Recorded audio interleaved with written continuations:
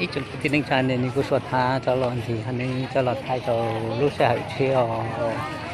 cho lọt thay cho này xoáy thì này cứ lòng cháy rồi chẳng phân lọt cháy cứ vô thì mắt tinh động cái thò mình chỉ trong cái tiêu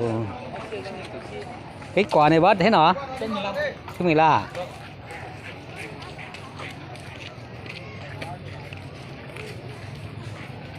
sau đó thì mắt sinh động tên này hết chị phải dọn chị cứ một chút chút thay mua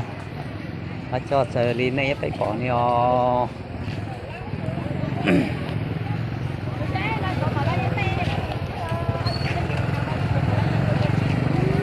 nước này chị là cho chơi là cho nó đâu không là kiểm tra là cà lì trong ấy trong cái tiêu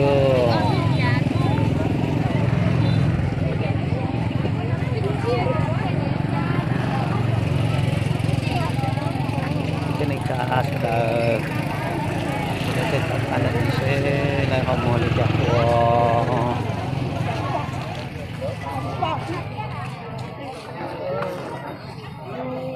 cái mùa chỉ tao tái hả? Giờ này tung ghi rồi, giờ này cầu xe rồi. Giờ này tung ghi cầu xe rồi. Chỉ có giờ một của bạn là dưới tay xe.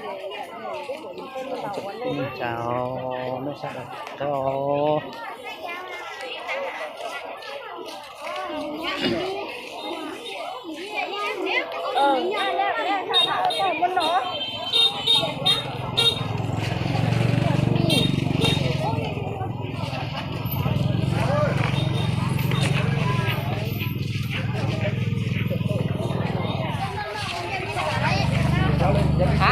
Cái này cả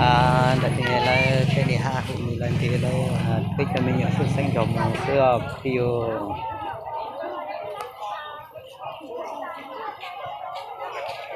mua đó này mua luôn cái mua cây tớ đó lói với mua đó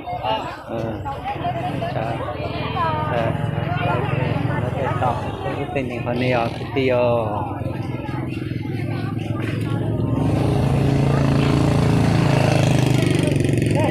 cứ tuần tha thọ trong chân này cũng phải cái gì chạy sau tuần chạy lên này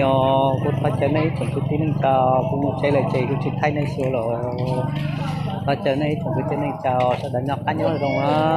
ủa này chỗ này có cái đặc biệt ông trên này họ sát sang cả cô này xong tới tôi sai cuộc theo thì tôi sau lên này trên này trong cái tiếng này chân này lên thì chạy chỗ cô lo cô sai còn này sẽ